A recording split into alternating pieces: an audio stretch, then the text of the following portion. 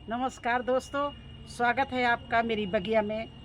और उनका भी स्वागत है जो हमसे प्रश्न करते हैं। मुझे इस काबिल उन्होंने समझा है कि मेरे से बराबर प्रश्न कर रहे हैं, पूछ रहे हैं, और मुझे बहुत अच्छा लगता है बागवानी में सहयोग करना, लोगों को सिखाना, बताना।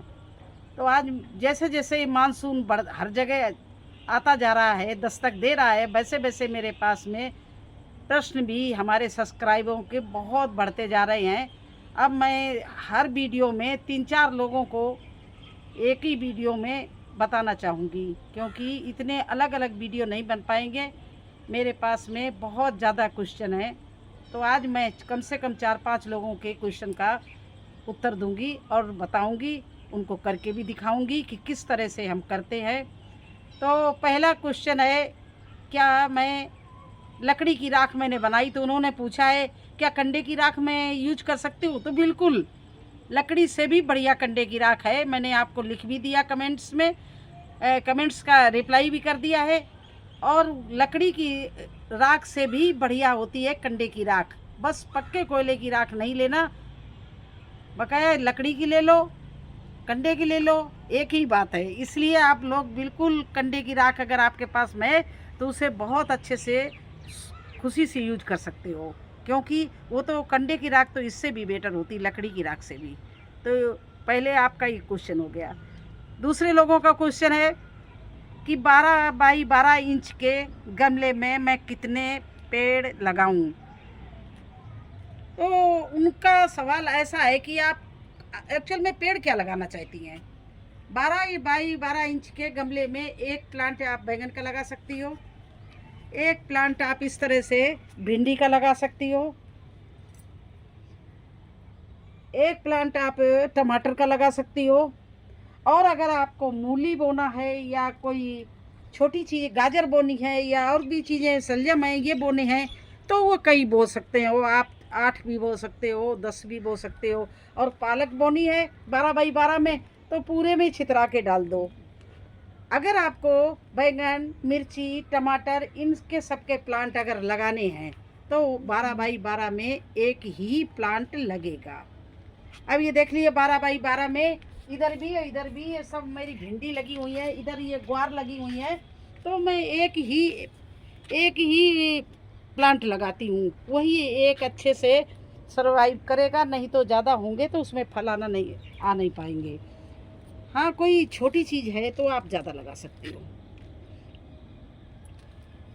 अब जो बड़ा सवाल है उनका ये है कि आप अक्सर कहती हो कि किचन से टमाटर ला के सीड लाने की ज़रूरत नहीं, किचन से ही आपको टमाटर ले आओ और उसको बो दो। तो ये बताइए कैसे बोती हूँ, बो के मुझे दिखाइए। और उसके लिए आप सॉइल कैसी बनाती हैं वो भी बना के दिखाइए। उसके लिए सॉइल कैसी चाहिए, तो देखिए उसके लिए क्या, हर एक के लिए देखिए सॉइल इस तरह की बनाइए, जिसमें देखिए ये हमने अभी ये 1 हफ्ते पहले ये सब देखिए सीड लगा के रखे हैं। और देखिए कितनी अच्छी जर्मिनेशन हुई है इनमें, ये देखिए। और इस गिलास में भी एक प्लांट लगाया, ये भी चल रहा है, और इनमें भी सब में निकलने वाले हैं। तो इस तरह से मैंने सॉइल बनाई है कि आपका टमाटर ही नहीं, बैंगन, लौकी और मिर्ची, कोई भी चीज़ है उसके लिए सॉइल सबके लिए अगर आप ये रिच बनाएंगी और हल्की बनाएंगी, कोकोपीट की बनाएंगी, तो आपका 110% सीड का जर्मिनेशन होगा। अगर आपने मिट्टी में लगाई तो आपका 50% जर्मिनेशन होगा। तो आपका 50% जर्मिनेशन होगा। अगर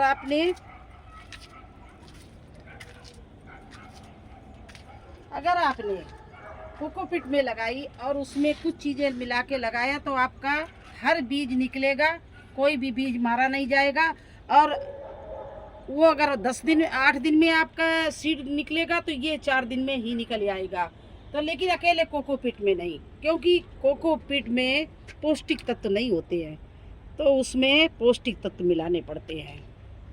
तो चलिए अब आपको हम टमाटर बो के दिखाएं, कैसे सॉइल बनाते हैं, कैसे टमाटर किचन से लाके बोते हैं। और फिर उसकी अपडेट भी आपको मैं दूंगी। तो देखिए धो के इस तरह से हम कोकोपीट भर लेते हैं। केवल ये सीड जर्मिनेशन के लिए, सीड को इसी बोते। ये देखिए मैंने कोकोपीट निकाल ली। ये देखिए अब इसमें पौष्टिक तत्व तो नहीं होता है, बस एक ही कमी। कोकोपीट की खराबी क्या है, ये बहुत अच्छी एक तरह से आपके ग्रो बैग भरने के लिए बहुत अच्छी उपयोगी चीज़ है, लेकिन इसमें कोई भी ताकत नहीं है, पौष्टिक तत्व नहीं होते इसमें। पेड़ निकलेगा तो ज़रूर चलेगा नहीं। तो पौष्टिक तत्व मिलाने के लिए आपको इसमें वर्मी कंपोस्ट मिलाना पड़ेगा। ये वर्मी कंपोस्ट है, ये आपको इसमें कोकोपीट में मिलाना पड़ेगा इस तरह से। देखिए और इसमें क्या क्या मिलाना है, थोड़ी सी आप सीड लगाने जा रहे हो ना, इसलिए थोड़ी सी इसमें हल्दी डाल दीजिए।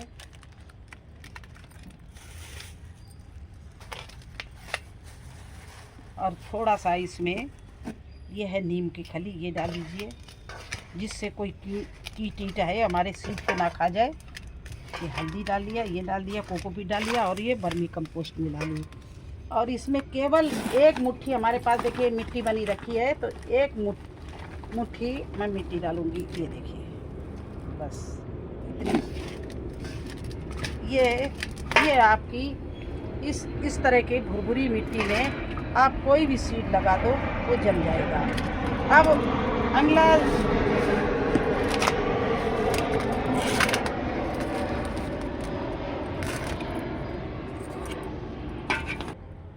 अगला स्टेप है, ये देखिए ट्रे है। जब भी आप सीड लगाओ, टमाटर सीड, बैंगन सीड या कोई भी मिर्ची सीड लगाना है, तो आपको बिल्कुल हल्की इस तरह की ट्रे, बहुत गहरी नहीं, इस तरह की हल्की 3-4 इंच की गहराई की ट्रे लेना है। और इसमें ये होल है, इसके ऊपर ये इस तरह से मैंने गिट्टी रख दी। ये रख दे रहे हैं, ये देखो गिट्टी रख दी। और वही मिला हुआ सामान मैंने इसमें भरना है।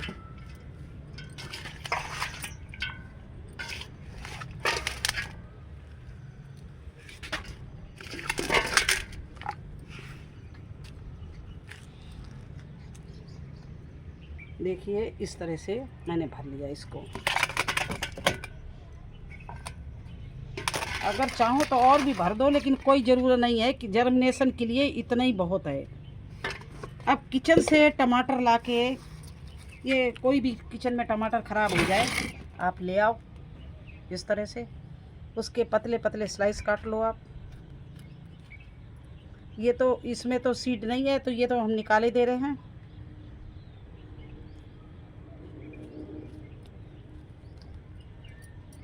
अब देखिए ये आ गए हैं सीड वाला, ये देखिए सारे सीड वाला आ गया है। तो अब इसको हम इस तरह से पतला पतला काटे दे रहे हैं। ये देखिए सीड सारे हैं, तो इसको मैं काट के इस तरह से, ये होता है किचन से लाके इस तरह से सीड को हमने पीस बना के रख दिया। अब ऊपर से यही इसको मैं ढके दे रही हूँ, इसी वर्मी कंपोस्ट और कोकोपीट से ढकेंगे और कोई चीज़ नहीं डालेंगे। अगर बारिश का मौसम ना होता तो मैं इसमें पहले पानी भरती, फिर वो पीस रखती, इसके ऊपर से मैं ये ढकती। लेकिन इस समय मौसम बहुत ही मतलब वैसे मॉइस्चर वाला है, तो इसलिए इसमें पानी नहीं डालना है। अपने आप बारिश होगी और इसमें पानी आएगा और ये अंकुरित सब हो जाएंगे। तो इसी तरह से मैं टमाटर को लगाया, इसी तरह से मैं बैंगन को भी बोती हूँ किचन से लाके। इसी तरह से मैं मिर्ची को भी किचन से लाके बोती हूँ। इसी तरह से लौकी, कद्दू सभी के बीज इसी तरह से लगाती। अभी आपको करेले के बीज दिखाए थे, वो जर्मिनेशन हो गई। यही इस तरह की मिट्टी बना के मैंने उसमें जर्मिनेशन किया है। तो आप भी ये ख्याल रखना कि जर्मिनेशन के लिए मिट्टी आपको कोकोपीट और वर्मी कंपोस्ट और ये थोड़ा हल्दी और नीम खली डाल के बो देना। इसके बाद आपको जहाँ लगाना है वहाँ पर आपको सॉइल भी होनी चाहिए, उसमें गोबर की खाद भी होनी चाहिए, उसमें सभी चीज़ होनी चाहिए। केवल अंकुरित करने के लिए और जर्मिनेशन करने के लिए 3-3 पौधे के करने के लिए केवल आपको इतना ही करना है। तो अब आपने देख लिया कि मैं कैसे बोती हूँ टमाटर किचन से लाके। हो गया ना ये सवाल आपका पूरा। एक सवाल मेरे पास और भी है, लेकिन वो सवाल इतना टेढ़ा है कि मैं उसको एक साथ में जवाब नहीं दे पाऊँगी। उनके यहाँ पर चूहे लगे हुए हैं। तो आप अगर सुन रही हैं, मेरे सारे वीडियो देखती तो सुनिए, पहले चूहे भगाने के इंतजाम करिए। आजकल एक ऐसी भी मेडिसिन आई है नर्सरी में कि आसपास आप अपने क्यारी के डाल दें, उसकी स्मेल से चूहे भागते हैं। अगर आप हत्या नहीं करना चाहती हैं, नहीं तो चूहे का जहर भी आता है, उसको रखो, पहले चूहे हटाओ, फिर आपके कोई भी फसल होगी। आपने कहा प्लीज़ ज़रूर मेरी मदद करो, तो चूहे लगे रहेंगे तो आप कुछ भी नहीं उसमें लगा पाएंगी।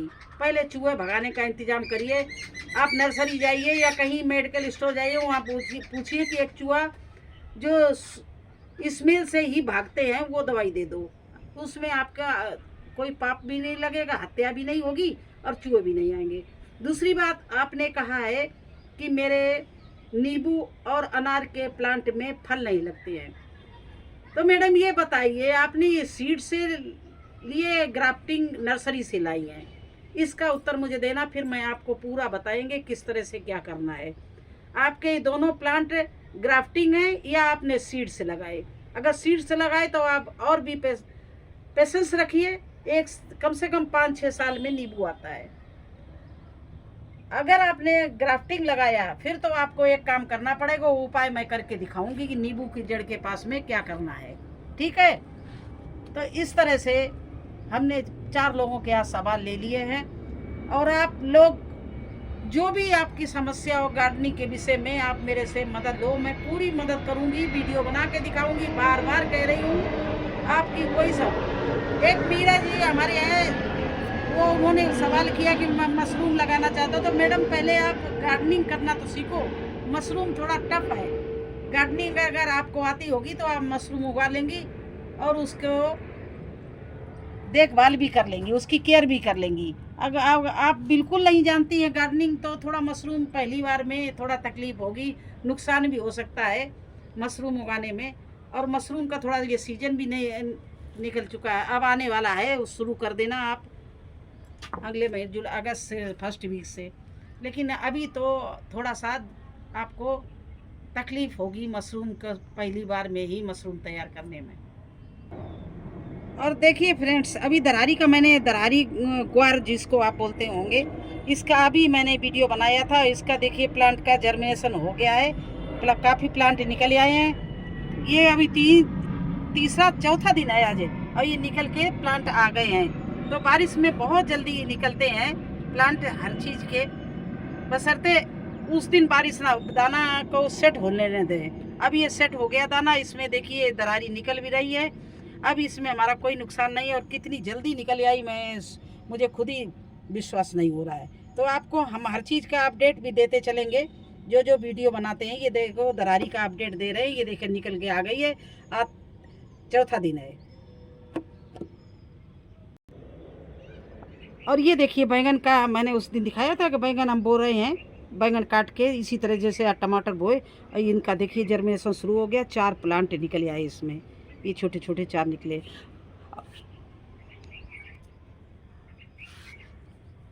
और ये देखिए हमारे रिपोर्टिंग के काबिल हो गए। तो रिमझिम जिस दिन बारिश होती रही, अभी भी बूंदाबांदी हो रही है, लेकिन आज मेरी थोड़ी तबीयत सही नहीं है, इसलिए इसका ग्रो बैग भर के और बैंगन रिपोर्टिंग नहीं दिखाऊंगी। थोड़ा 1-2 दिन बाद में इसकी रिपोर्टिंग करें। ये बैंगन हमारे रिपोर्टिंग के लिए तैयार है, और उधर बैंगन बिल्कुल हमारे निकलने लगे हैं। तो इस तरह से आप लगातार इधर बैंगन डालते जाइए, टमाटर डालते जाइए, मिर्ची डालते जाइए। बिल्कुल सही समय चल रहा है आपको ये सब चीज़ बोने का। तो कैसा लगा आपको सारा हमारा ये बोना, सॉइल बनाना टमाटर के लिए? और अच्छा लगा हो तो लाइक करना, चैनल पर नए हैं तो सब्सक्राइब कर देना। फिर मिलेंगे एक नए वीडियो में एक नई जानकारी के साथ। तब तक के लिए आज्ञा दीजिए, धन्यवाद।